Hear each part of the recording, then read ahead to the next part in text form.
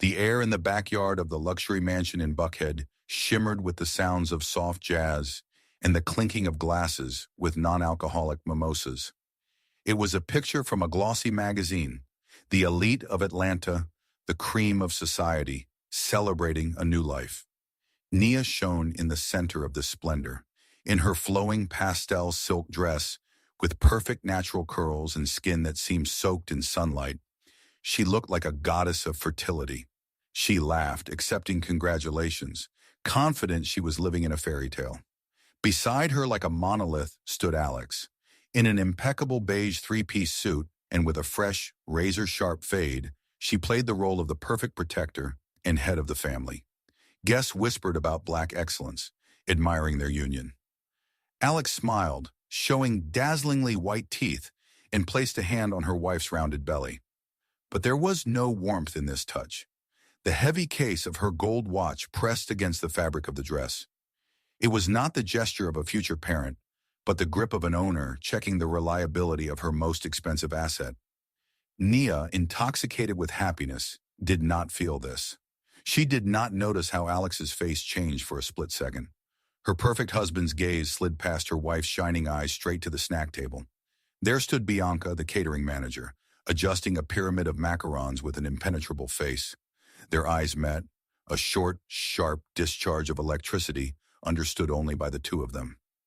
This house smelled of money, shea butter, and stunning success, but under the thick aroma of expensive perfume, Nia suddenly, for a split second, caught the barely perceptible metallic taste of someone else's dirty secret. The festive noise and camera flashes remained in the past, replaced by the oppressive silence of the night, broken only by the rhythmic tapping of rain on the panoramic windows. Nia woke up abruptly, gasping for air. False contractions twisted her stomach into a tight knot. She instinctively reached for the other half of the bed, seeking warmth, but her fingers touched only cold silk. Alex's silhouette was outlined on the balcony, snatched from the darkness by the dim light of a phone screen. Overcoming the pain, Nia walked to the glass door and froze. Alex stood with her back turned, her shoulders tense. "Bear with it a little longer," she whispered into the receiver in a low, vibrating voice. "The plan is working. Soon everything will be ours." Nia pushed the door. "Who are you talking to at 3 a.m? Alex turned slowly. No fright, only the icy calm of a predator disturbed by prey. She ended the call and stepped forward, instantly switching to the mode of a dominant protector. "Are you eavesdropping again?" There was no question in her tone, only an assertion of guilt. It was a colleague from the clinic. "Your hormones are turning you into a hysteric, Nia. You must not worry." She deftly took a syringe from the bedside table, prepared in advance for night vitamins. Nia wanted to object, but Alex's commanding aura suppressed her will. "Hush." Alex's voice was soft as velvet, but the words cut like surgical steel. "You are just tired, baby. Let me take care of us." The cold needle entered her shoulder, and Nia's world began to blur, giving way to an artificial, imposed sleep. The downpour lashed furiously against the windshield, turning the lights of nocturnal Atlanta into blurred blood-red spots. Inside the Range Rover cabin, it smelled of expensive leather and animal fear. Nia huddled in the passenger seat, clutching the dashboard as another real contraction pierced her body, tearing out a stifled scream. Through the veil of pain, she noticed that Alex had turned off the highway into an industrial zone. "Alex, this is not the road to St. Joseph's," Nia wheezed. "We need to go to the central building." Alex did not even look at her. Her hands in leather gloves confidently gripped the steering wheel, knuckles white from tension. "Plans have changed. We are going to my private wing. The equipment is better there. No outsiders. Only our own." Inside Nia rose an ancient, almost genetic panic, that very chilling horror of a black woman before the medical system, where her pain is often ignored and screams are written off as hysteria. But she looked at her wife's profile. Alex, a luminary of surgery, her stud, her protector.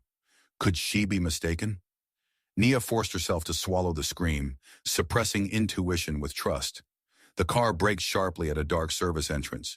The rain drummed on the roof of the Range Rover, as if trying to warn her, tapping out one word in Morse code.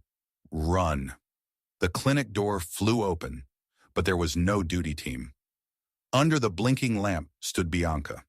The helpful catering girl had disappeared.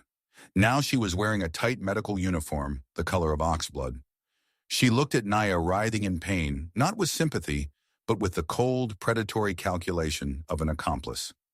"We have prepared everything, doctor," she said, and her gaze met Alex's eyes in the rearview mirror. The trap slammed shut. Dazzling white lights of the operating room struck her eyes, burning out the remnants of hope. The sterile cold of the room chilled to the bone, mixing with the sticky sweat on Nia's forehead. She was transferred to a steel table like a piece of meat. The panic beating in her chest in the car froze here, turning into a silent scream. Alex was no longer her wife. In a mask and gown, she transformed into a cold deity, into the great surgeon whose authority is undeniable. Recording fetal distress. Preparing for emergency C-section, her voice sounded jerky, without a shadow of emotion. "Alex, no, let's try ourselves," whispered Nia, trying to rise. Bianca appeared in her field of vision. She stood at the head of the bed, and triumphant demons danced in her eyes above the medical mask. She handed Alex a syringe, not with an anesthetic. Naya, as a doctor's daughter, recognized the marking on the ampule thrown into the tray. Vecuronium, a muscle relaxant. "Hush, baby. This is just so you relax," lied Alex, switching to a sickeningly sweet tone. The needle entered the vein before Nia had time to scream. Cold fire ran through her veins. A second later, her eyelids became heavy as lead, and her limbs filled with concrete. She was fully conscious, but her body shut down. She became a prisoner in her own skin, crucified on the operating table under the monotonous, indifferent beep of the cardiac monitor. Alex leaned over her, checking the reaction of the pupils. Nia looked into the eyes of the woman to whom she swore eternal love, and saw there only the reflection of operating lamps and an endless, ruthless void. Time stretched into a painful, viscous infinity. Nia lay staring at the blinding light of the lamps, a hostage of her own flesh. Vecuronium severed the connection between will and muscles, but her hearing sharpened to the limit. And then the silence was cut by a sound she had been waiting for 9 months. A wet, demanding, most beautiful sound in the world. Crying. Her daughter. Nia's internal scream was deafening. "Give her to me. This is my blood." But her hands lay as dead weight along her body. She watched, locked in a nightmare slow-mo, as Alex lifted a tiny, wriggling bundle. But instead of placing the child on the mother's chest, performing that sacred skin-to-skin rite they dreamed of, Alex turned away. "She is perfect," whispered Alex, but not to Nia. She handed the infant to Bianca. The mistress pressed someone else's daughter to her uniform, stealing the warmth intended for the mother. This gesture was more terrible than a knife in the heart. Alex turned to the monitors, her face assuming a mask of mournful determination for the protocol. Recording irreversible changes. Time of brain death. 03:42. "We lost her." "No, I am here! I am alive!" silently howled Naya, calling to the ancestors. But the answer was only the quiet sound of a kiss. Alex gently touched her lips to Bianca's lips right above the head of the stolen girl. Her body was a stone prison, and her heart beat against her ribs like a bird, watching another woman press her universe to her breast. The silence of the head physician's office was dense and heavy as a tombstone. After the chaos of the operating room, a frightening, perfect order reigned here. Alex sat at a massive mahogany table, the blue light of the monitor reflected in her glasses.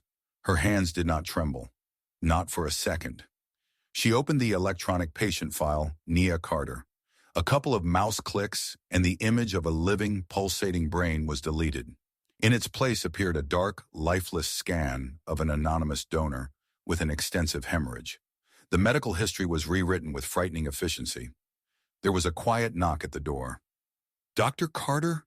A young resident peeked in, his voice trembling with awe before someone else's grief. "We have prepared the body for transport." "I am so sorry." Alex slowly took off her glasses and rubbed the bridge of her nose, the perfect pose of a spouse broken by grief. Amniotic embolism. Instantaneous. "We were powerless," she said hollowly.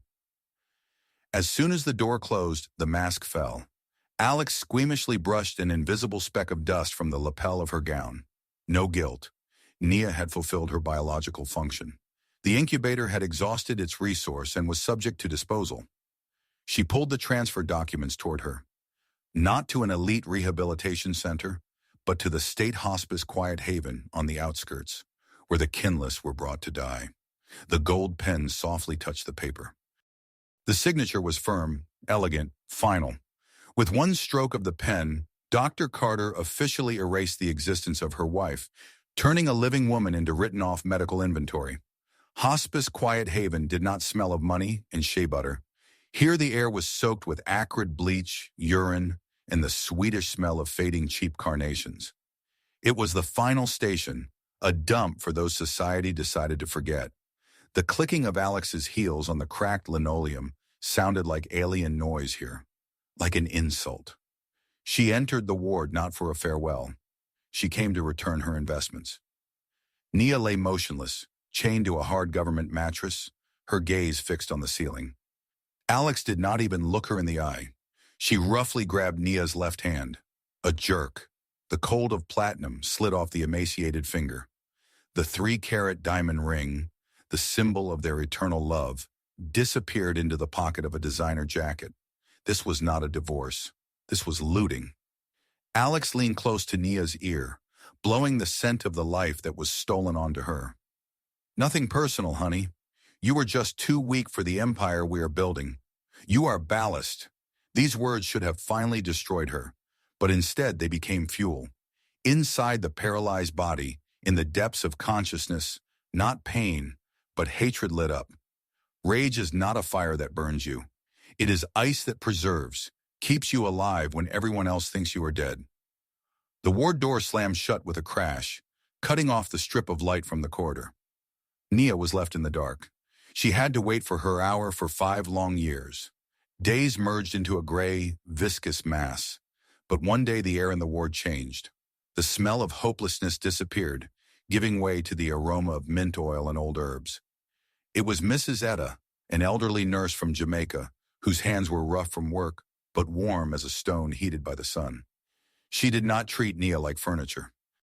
Wiping her face with a damp sponge, Etta quietly hummed an old spiritual in a low vibrating voice. His eye is on the sparrow. This vibration broke through the fog of the coma. Nia heard. For the first time in an eternity, she felt not like an object, but a human. She gathered all her rage, all the pain, all the love for her stolen daughter into one focused beam of will. She directed it into the tip of the little finger of her left hand.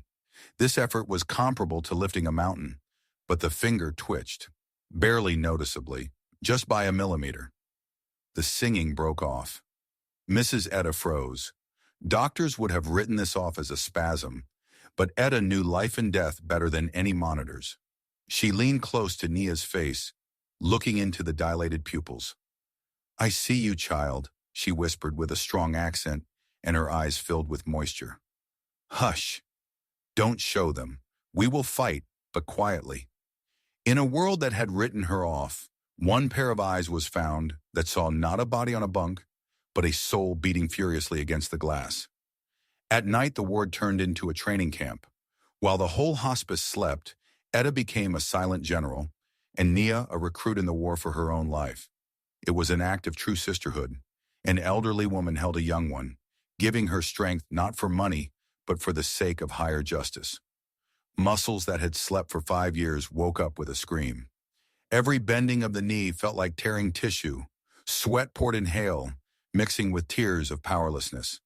But in the corner flickered an old TV, broadcasting the perfect fuel for this torture. Local news. Charity gala evening.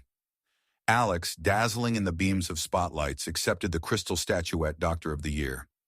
Nearby stood Bianca, triumphant and groomed. And between them, holding the hand of her stepmother, stood 5-year-old Zoe. The girl had Nia's eyes, but there was no childhood in them. She looked like an expensive accessory, a beautiful but infinitely lonely doll in the showcase of someone else's vanity. Nia growled, seeing the emptiness in her daughter's gaze. Every step was agony, every breath a battle, but hatred for Alex's smug smile on the screen became a better painkiller than morphine. Nia pushed away Etta's supporting hands and, staggering, took her first independent step toward the screen. "Enjoy it while you can," she wheezed into the face of her enemy. "I am coming for you." The night opened up with a monstrous thunderstorm that perfectly coincided with a short circuit in the hospice's rotten wiring. In the chaos of blinking lamps, the smell of burning, and the howl of sirens, Etta acted quickly and coolly. Switching cards, manipulating bracelets, in the turmoil of evacuation, no one checked faces. For the world, Nia Carter officially died that night, her body allegedly remaining in the smoke-filled Wing B. An hour later, in a cheap motel on the outskirts, under the buzzing of a broken neon sign, the fugitive stood before a cracked mirror. Water from the tap dripped with a monotonous rhythm, counting down the seconds of her new life. A stranger looked at her from the cloudy glass. The soft, radiant wife of a rich doctor with moisturized skin had disappeared. A hard, emaciated face with sunken cheeks, sharp cheekbones, and eyes in which primal darkness splashed looked at her. She ran a hand through her matted hair, cutting off the past. The woman looking at her from the mirror was not Nia. Nia was a victim, and she died in that ward. This was Maya, a creature without fear and pity, forged from pain and created exclusively for war. An underground salon in the West End was the complete opposite of the glossy spas the past Nia was used to. It smelled of burnt synthetics, cheap varnish, and street truth. Nia sat in the chair without wincing, while the stylist ruthlessly pulled her hair into tight, complex braids. Every sharp movement of the comb caused pain, but this pain was necessary. It worked like mental armor. With each new braid, the soft, vulnerable icon of soft life died. In her place, Maya was being born. She put in dark brown lenses, hiding her unique amber eye shade, and applied a strip of professional makeup to her cheekbone, a rough, whitish scar. It was a calculated move. Alex was a snob to the bone. She judged people by the wrapper. Maya knew, if she chose the image of a stem, a tough, angular girl from the hood, Alex would not even look her in the face. For Dr. Carter, such a person is just invisible service staff, unworthy of attention. "Yes, ma'am. We'll be done," she said, practicing a new voice. Lower, rougher, without intelligent modulations. A notification from the agency lit up on the phone screen. "Carter family seeks nanny with medical skills. Urgent." She wove her pain into tight braids, hid her soul behind dark lenses and a fake scar. She became the perfect shadow that they themselves in their pride would invite into the house. In a cramped room lit only by the blue light of monitors, Etta's nephew worked digital magic. They were creating not just a resume, but the perfect Trojan horse. Maya knew Alex's psychology better than anyone. A stud with a god complex and narcissism would never hire someone bright. She needed a shadow. In the dossier of the new identity, Maya Jenkins, every point hit the mark. Secondary medical education, experience with difficult patients, and most importantly, the personal life column. It stated single, no children, ready to live in. It was a portrait of the perfect victim, professional, silent, and convenient furniture that would never overshadow the radiance of the mistress of the house and would not ask unnecessary questions. The mouse cursor hovered over the send button. Hands that Maya had strengthened with grueling workouts trembled treacherously. One click separated her from the past. One click separated her from her daughter. She held her breath and clicked. The silence of the room exploded with the sound of a notification. The answer came with frightening speed, as if a trap was just waiting to slam shut. "Your qualifications are suitable. Dr. Carter expects you tomorrow at 10 sure. Do not be late." Maya looked at the screen, feeling a cold electric shock pass down her spine. Invitation received. Tomorrow she would enter the house that the devil built. Maya stood before the oak doors, holding back a shiver. The mansion she once filled with warmth had disappeared. The walls remained the same, but the soul had been etched out of them, replacing comfort with sterile, lifeless high-tech. Now it was a mausoleum of glass and concrete. The door flew open. On the threshold stood Bianca. She was wearing too much gold for 10 in the morning, and her silk robe was deliberately carelessly open. She played the role of the mistress of life, but in her sharp gestures, the nervousness of an imposter afraid of exposure showed through. "You must be the new nanny?" she threw out, scanning Maya's cheap clothes with open contempt. "Leave your shoes here. We have Italian marble." "Of course, ma'am." Maya lowered her head, hiding her eyes behind the lenses. Her voice sounded hollow and submissive. Deep in the hall, confident, heavy steps were heard. Alex was coming down the stairs, fastening cufflinks. Time had not touched her. Still the same impeccable style. Still the same aura of power. She stopped upon seeing the new worker, and the air in the room thickened. Alex narrowed her eyes, tilting her head. The predator smelled a familiar scent, but could not understand where it was coming from. "Have we met before?" she asked slowly, taking a step forward. "There is something familiar about you." Maya's heart skipped a beat, but her face remained stone. "Unlikely, ma'am. I have a very ordinary face. Just a face from the crowd." The office was soaked in the heavy, thick smell of Cuban cigars and sandalwood. The very aroma that used to make Nia's legs go weak and now brought bile nausea to her throat. Alex sat in a massive leather chair, legs spread wide, occupying the entire space. She was silent, scanning Maya with a heavy gaze, then stood up abruptly.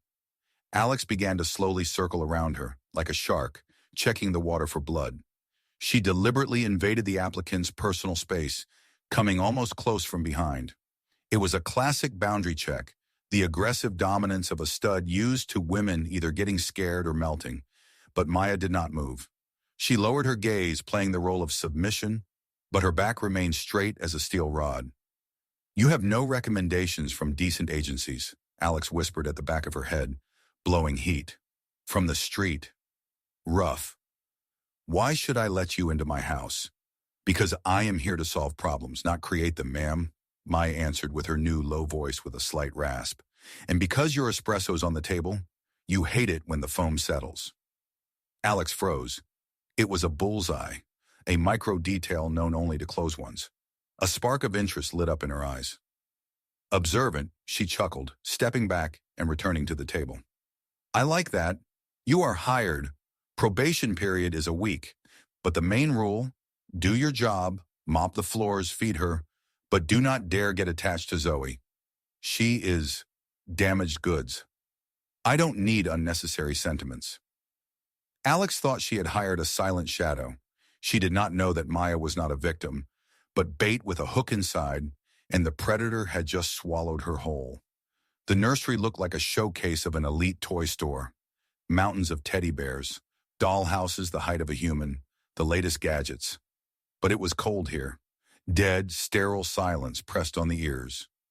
In the center of this soulless abundance, on a perfectly clean carpet, sat Zoe. A small figure huddled into a ball in an expensive dress. She was not playing.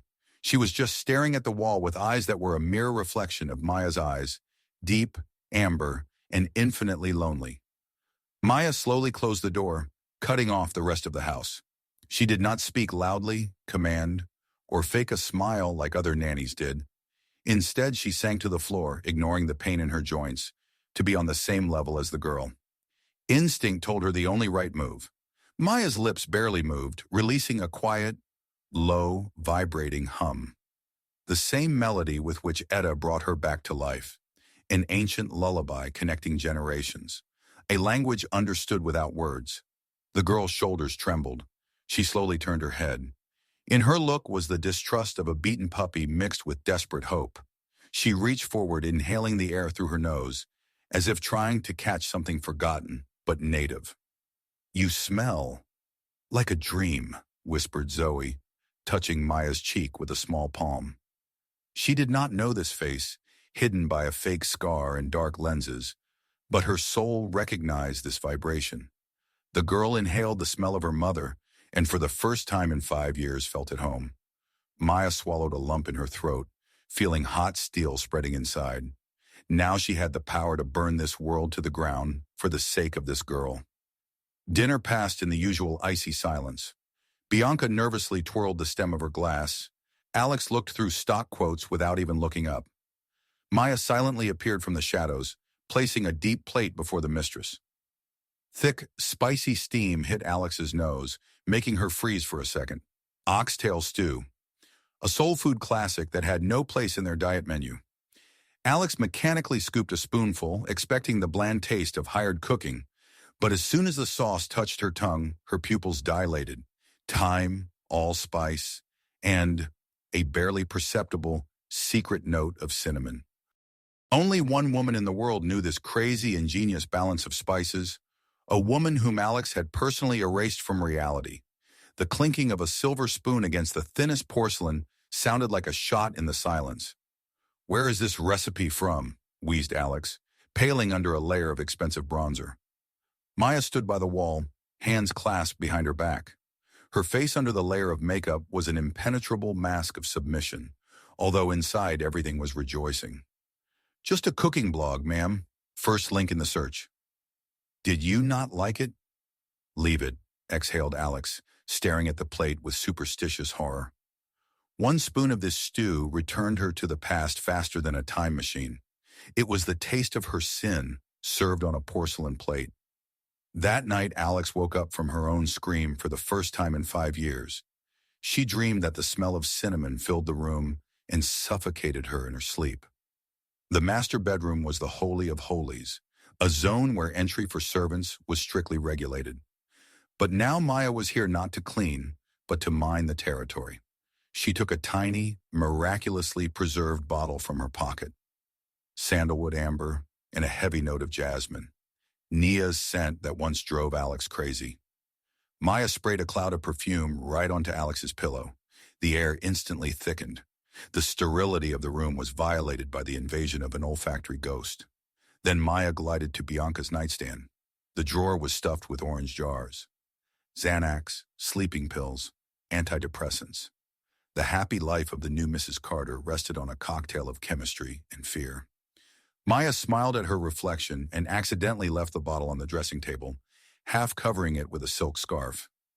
In the evening, the silence of the house was torn by a hysterical shriek. Bianca stood in the middle of the bedroom, clutching the bottle with whitened fingers. She was shaking. The smell of the rival, who should not have been alive for a long time, soaked the bed linen. "You keep this? You still think about her?" she screamed at Alex, who entered, throwing the bottle at the wall. "A ghost does not have to rattle chains to destroy a house. Sometimes a drop of old perfume on a pillowcase is enough to turn a marriage into a bloody battlefield." Late night wrapped the mansion's kitchen in silence, broken only by the clinking of glass. Bianca sat on the cold marble countertop, swinging her legs and dropping drunken tears into a glass with the remains of Chardonnay. Her perfect styling was disheveled, and the mask of arrogance had slipped, revealing a pathetic, frightened woman, crushed by a golden cage. "She hasn't touched me for months," Bianca muttered incoherently, smearing mascara over her cheeks. "I am furniture to her. And that girl, Zoe, she looks at me like a judge. I can't love her, Maya. She annoys me. She is a constant reminder of what we did." Maya stood nearby, feigning concern. Every touch to this woman's shoulder caused her physical nausea, a desire to pull her hand away and wash it with bleach. But she forced herself to stroke Bianca's back, playing the role of the only friend in this cold house. "Rich and successful people get bored quickly, ma'am," Maya whispered ingratiatingly, carefully pouring poison into the open wound of self-esteem. "Maybe Dr. Carter has someone new, someone younger, someone who doesn't remind her of domestic problems?" Bianca's eyes flashed with panic, which immediately drowned in wine and despair. "We aren't even parents, Maya," she exhaled, looking into the void. "We are just thieves. We stole her." Maya nodded sympathetically, imperceptibly adjusting the phone in her apron pocket. The red recording dot on the screen pulsed to the rhythm of her heart. Bianca thought she had found a shoulder to cry on, but in reality she was sobbing right into a microphone that would become her death sentence. Sunlight flooded the park, but the real radiance came from Zoe. For the first time in years, she did not look like a porcelain doll on a shelf. She raced along the path on a bicycle, laughing loudly, and Maya ran alongside, always ready to catch her. But the real magic happened later, in the silence of the nursery. A sacred ritual began. Bianca hated the texture of Zoe's hair, ruthlessly burning it with flat irons, trying to turn a black child into a convenient, combed copy. Maya put away the hot tongs. Her fingers, generously lubricated with coconut oil, gently and patiently detangled each tight curl without causing pain. It was an act of worship of the girl's natural beauty. Zoe suddenly froze and, looking in the mirror, quietly asked, "Maya, why am I always naughty and bad for Mama Bianca? But for you, I am a gift." Maya's breath caught. She kissed the top of her daughter's head, barely holding back tears. She was so absorbed in the moment that she did not notice Alex appear in the doorway. The stud, used to owning the world, stood and watched as a hired worker gave her child what all her millions could not give, a sense of value. In every curl of Zoe's hair that Maya gently detangled, the bond severed by a surgical scalpel 5 years ago was being restored, and Alex realized with burning jealousy that in this room, she was superfluous. The office drowned in twilight. The only source of light was the flickering monitor screen. The silence was broken only by the strained hum of the cooler and the frantic beating of Maya's heart echoing in her temples. The password was complex but predictable for someone who knew Alex's ego. The date of her first award. The system yielded.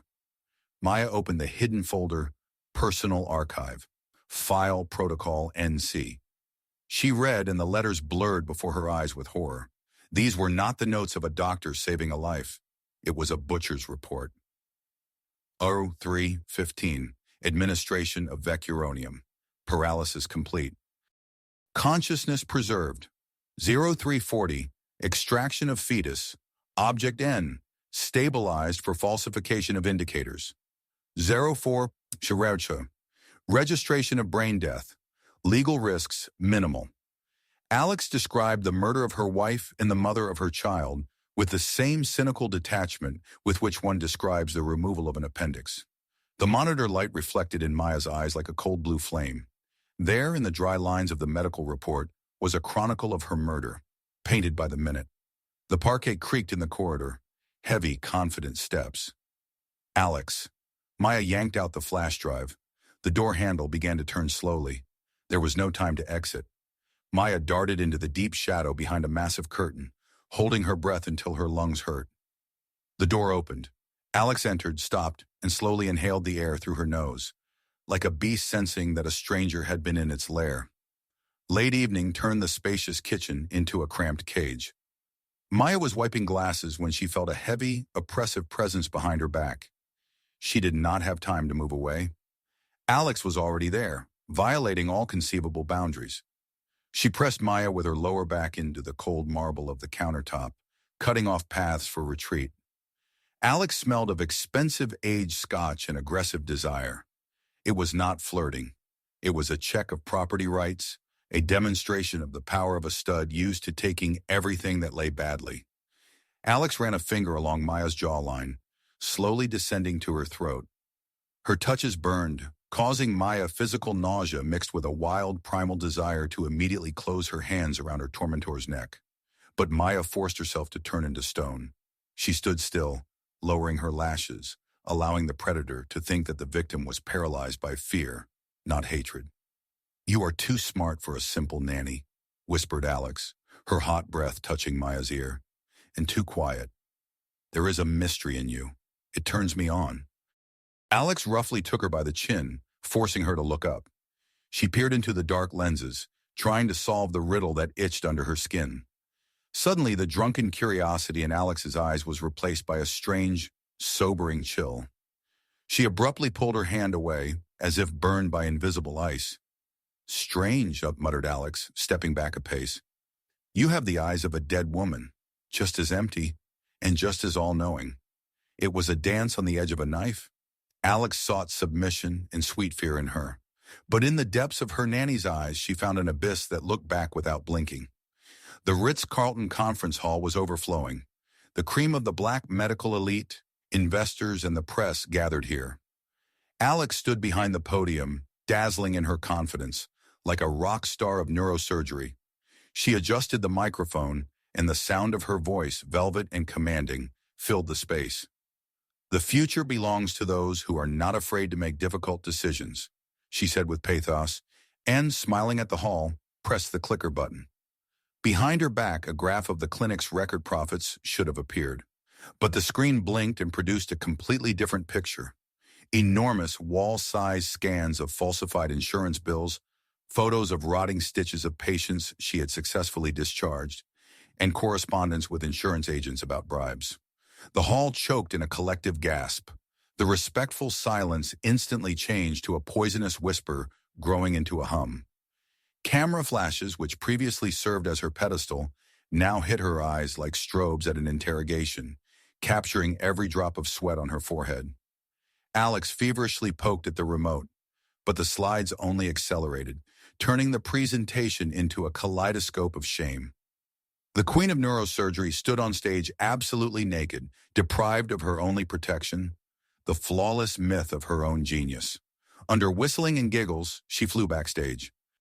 Her hands shook so much that the phone almost fell out.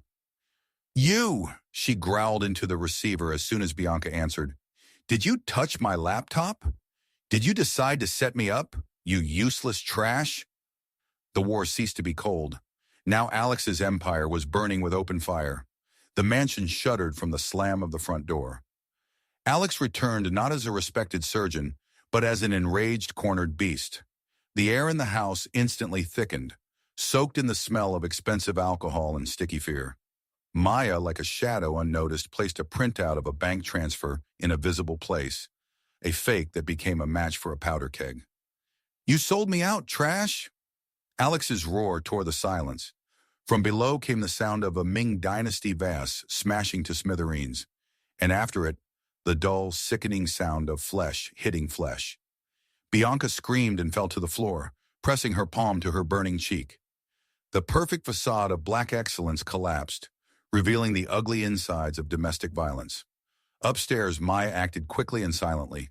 She opened the deep walk-in closet, seating Zoe between soft cashmere sweaters. "Put on the headphones, baby. Turn the music up loud." "It's just a game of hide and seek," she whispered, closing the door and blocking the sound. From the first floor came a hysterical, piercing wail from Bianca, in which pain and insight mixed. "It's not me. It's all her. It's karma, Alex. It's Naya's blood on our hands that cursed us." The Carter house was blazing from within, set on fire by years of lies, and Maya coldly warmed her hands by this invisible fire, shielding her daughter from flying sparks with her own body. Alex locked herself in the security room, feverishly scrolling through CCTV recordings. She needed proof of Bianca's treason, but she found something that made her blood run cold. On the black and white grainy screen, Maya's figure froze in the nursery corridor. The nanny looked around and suddenly made a movement that made Alex's breath catch. She unconsciously, with deep, habitual pain, rubbed her lower abdomen, right above the underwear line, where Nia had a rough scar from the emergency C-section. Alex pressed pause with a trembling finger. She zoomed in on the image, peering into the pixels. It was not a random gesture. It was a unique, intimate habit of Nia, a reaction to stress or a change in weather. Reality faltered. The rational brain screamed, "Impossible! She is dead!" But animal instinct howled with horror. It was not just a gesture. It was a signature. Dead people don't scratch old scars. Nia was here, all this time under her nose. Alex yanked open the desk drawer with a growl, grabbing a black Glock. Cold steel slid in palms, sweaty with fear. She flew up the stairs, jumping over steps, and kicked open the door to the servants' room. "Nia!" she yelled, raising the weapon.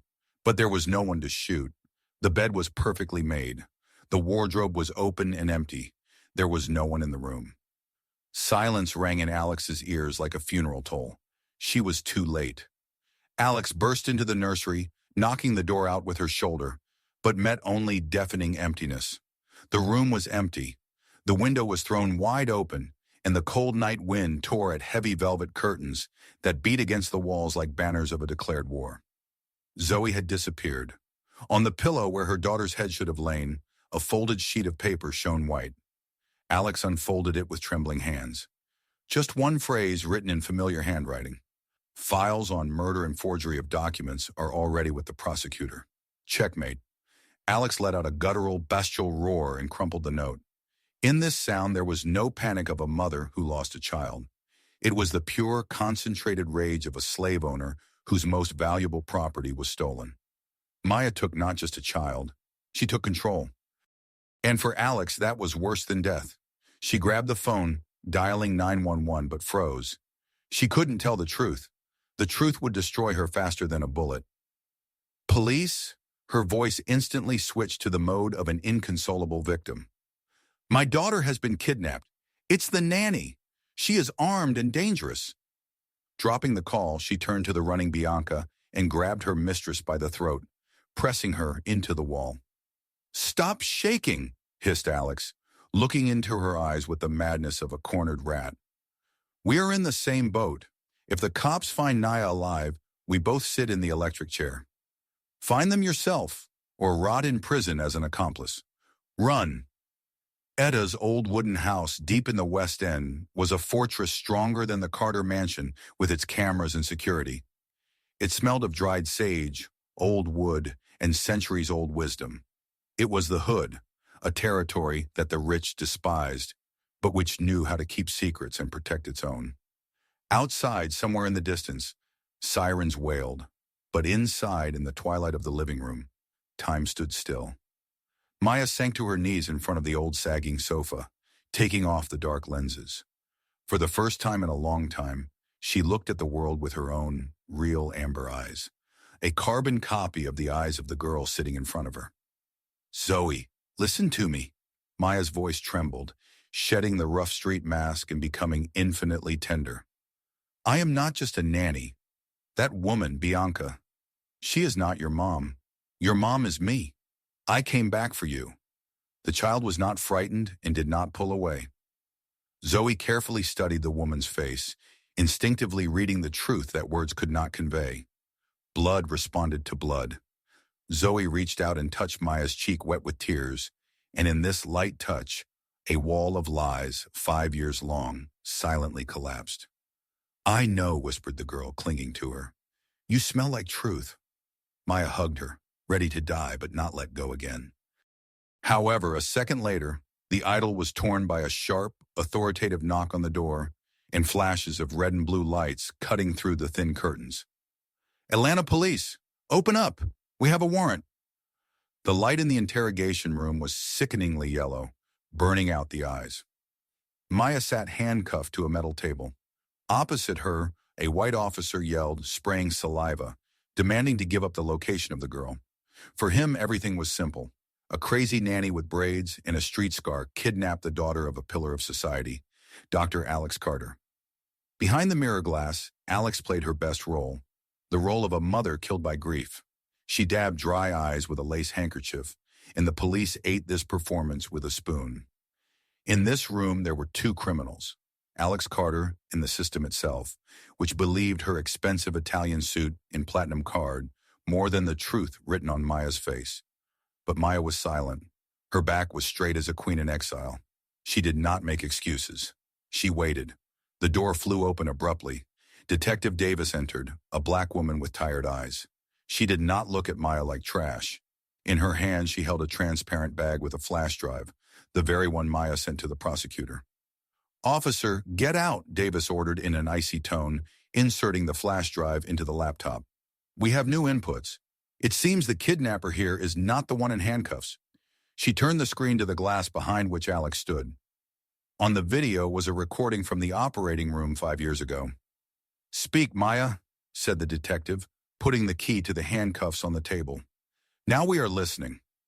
Alex's phone vibrated on the glass table with such fury that it seemed the tempered glass was about to crack. It was the sound of the end of the world. Notifications fell in an endless avalanche. The video from the operating room, the one where she coldly announces the time of death and kisses her mistress over the body of her paralyzed wife, spread across the network like a forest fire. Black Twitter did not just condemn, it destroyed. The collective anger of the community was more terrible than any jury trial. The hashtag #JusticeForNia flew into world trends in an hour. Alex looked at the screen, seeing her face, a symbol of success and power, turning into a target for the hatred of millions. Sponsors broke contracts live. The clinic issued statements about dismissal.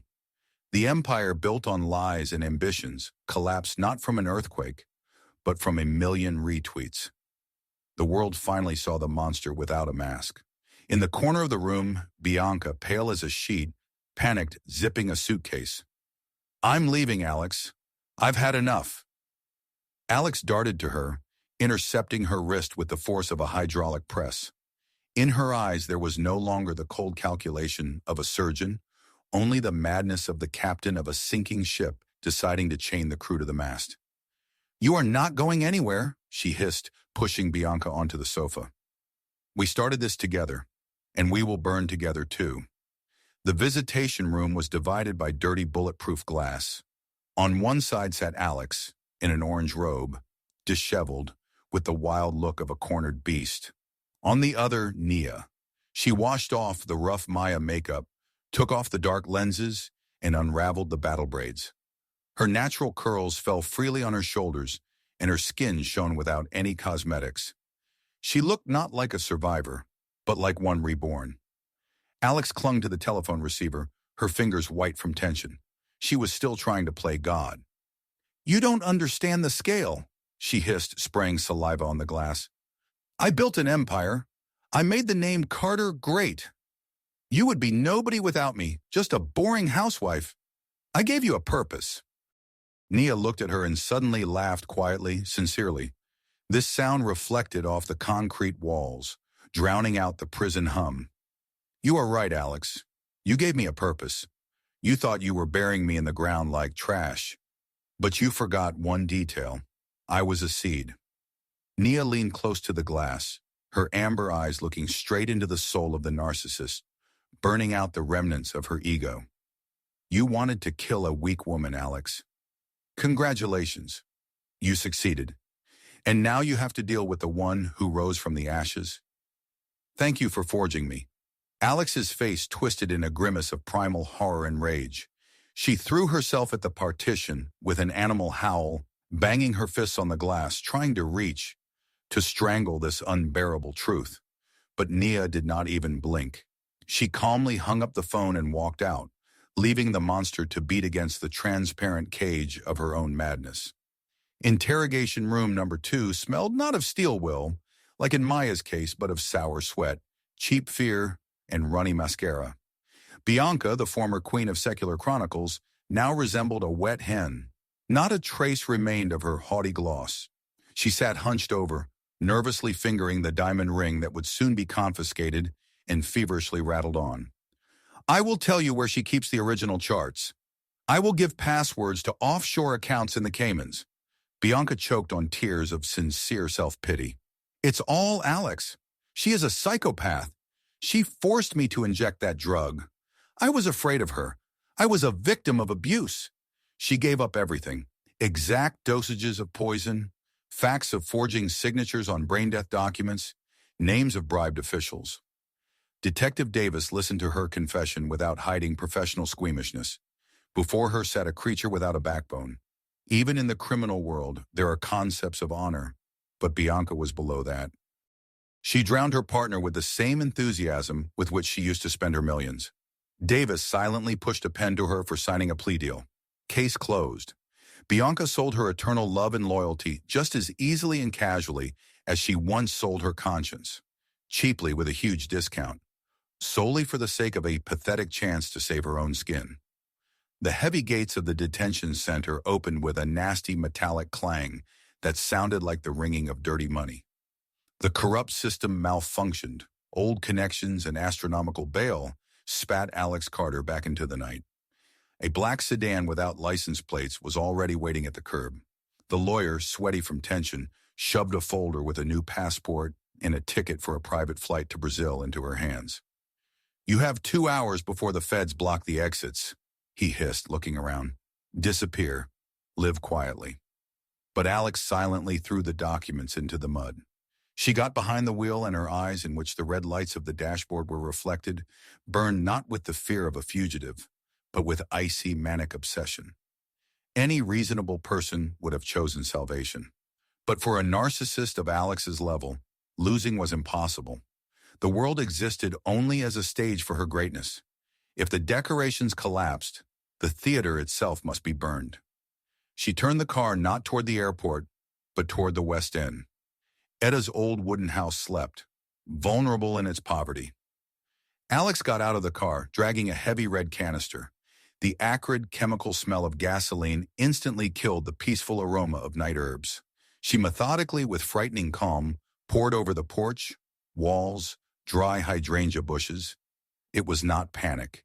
It was an execution. She struck an expensive lighter. The light danced in the wind, reflected in her black pupils. She did not need freedom. She needed a final grand scene in this play, and she was going to write it with fire. "If I can't own them, no one will own them," she whispered, unclasping her fingers. Etta's old house turned into a roaring fire trap. The temperature was such that the air burned the lungs with every breath.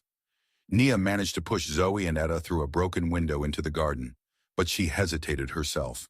From the wall of black, suffocating smoke, a shadow threw itself at her. Alex, mad with a face twisted by soot and hatred, she swung a heavy poker, intending to crush her rival's skull. "You aren't going anywhere." But Alex attacked a woman who no longer existed. Nia did not shrink from fear like 5 years ago. She dove under the blow, using the opponent's inertia, a skill honed to automatism in night sparring. The crunch of Alex's broken wrist sounded louder than the crackle of the fire. Nia acted harshly, dirtily, effectively. A knee strike to the solar plexus for the stolen birth. An elbow strike to the jaw for every day of paralysis in the hospice. Amidst the smoke and unbearable heat, Nia was no longer a victim. She was a fury, and every blow was a bloody reckoning for a lost year of life. Alex flew back, gasping for air, disoriented by pain. At that moment, the rotten roof gave way. A heavy ceiling beam engulfed in flames crashed down with a roar, tightly pinning the legs of the great surgeon to the floor. Alex screamed wildly, terribly, realizing her end. The fire she summoned as a weapon of purification turned against her, becoming her personal prison. Nia froze for a second over the defeated enemy, watching the flame devour the past, and then turned and stepped toward the broken window, toward life. Alex's scream drowned out even the roar of the flames. "Nia! Help! Don't leave me here!" Nia froze by the broken window. Heat licked her back, but inside it was cold. She slowly turned and looked at her tormentor. The great surgeon, a deity in a white coat, was now just a pathetic creature smeared with soot, writhing under burning wood. Power had finally changed hands. Now Nia was the judge. "Burn in hell," she whispered, and the fire was reflected in her amber eyes. Taking a step outside would be so easy, letting the fire finish the job. But at that moment, Nia realized, if she let Alex die, darkness would win. She would become the same killer. Exhaling sharply, Nia rushed back, not out of pity but out of pure stubbornness. She grabbed Alex by the collar of her smoking jacket and, putting all her rage into the jerk, dragged her out from under the beam, dragging her across the burning floor to the exit. They tumbled out onto the grass wet with dew, coughing and greedily gulping air. Police flashlights were already flashing around. Alex, whining from pain in her broken arm, raised eyes full of disbelief to her savior. "Why?" Nia straightened up, towering over the defeated enemy. She wiped the soot from her face and threw a look full of contempt at Alex. "Death is too easy, Alex. It is an exit, and you didn't earn it. You will rot in a cell, forgotten by everyone, and watch me be happy." She leaned close to her ear while officers ran to them with handcuffs. "I am not saving you. I am saving myself from becoming you. Live with it." In the crowded courtroom hung a silence, heavy and thick as before a storm. All eyes were fixed on the judge. But Nia looked only at her hands, tightly intertwined with Zoe's small, warm palm. Based on the totality of crimes committed, sentenced to life imprisonment without the right to parole. The strike of the judge's gavel sounded sharp and dry. For Alex, it was the sound of a coffin lid slamming over her ambitions. The great manipulator, deprived of power, entourage, and name, went limp in the dock, looking pathetic for the first time in her life. She searched for Nia with her eyes, begging for at least some reaction, anger, tears, at least gloating. But Nia gave her the most terrible punishment, absolute indifference. She looked through Alex like one looks through dirty glass. Behind her back, a hum of approval was heard. The community that demanded justice finally got it. But Nia did not hear the noise. When the verdict was announced, she did not feel the wild joy of a triumphant. She felt only silence. Blessed, pure, weightless silence inside. The load that broke her spine for 5 years dissolved. Zoe pulled her hand, returning her to reality. "Let's go home, Mom." "Let's go, darling," smiled Nia, breathing deeply for the first time. They turned their backs to the cage and walked out of the stuffy hall into the corridor, flooded with blinding daylight, leaving the darkness behind forever. The salty ocean breeze lazily leafed through the pages of the manuscript, filling the room with the smell of freedom, not the sterility of a hospital or the falseness of a rich mansion. Exactly 1 year had passed. Nia sat on the veranda of a cozy house by the coast, and the rhythmic clatter of her laptop keys merged with the soothing sound of the surf. She was finishing the finale of her book, not just the memoirs of a survivor, but a guide for thousands of women still locked in golden cages.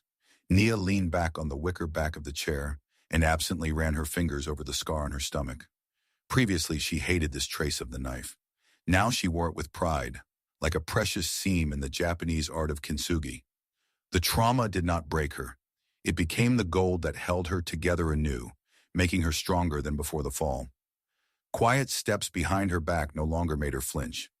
Sarah, a woman with warm eyes and a soft smile, placed a cup of mint tea before her. In this gesture, there was neither possessiveness nor domination, only partnership and peace. "The publisher called you," Sarah said softly, touching her shoulder. "The circulation has been tripled. You are changing the world, Nia." Nia covered her hand with hers. She glued her life together anew, shard by shard, and now these scars shone in the sun, not as a reminder of pain, but as irrefutable proof that she survived. The golden hour flooded the coast with liquid amber, turning the skin of Nia and Zoe into shining precious metal. Against the backdrop of the endless mighty ocean, their small, crooked sandcastle seemed fragile. But for them, it was grander and stronger than any cold mansion in Buckhead. Zoe ran away from the incoming foam with a ringing, bell-like laugh, her curls free and unruly, dancing in the warm wind. In this sound, there was no longer fear or shadows of the past, only the pure, concentrated joy of childhood that had finally begun.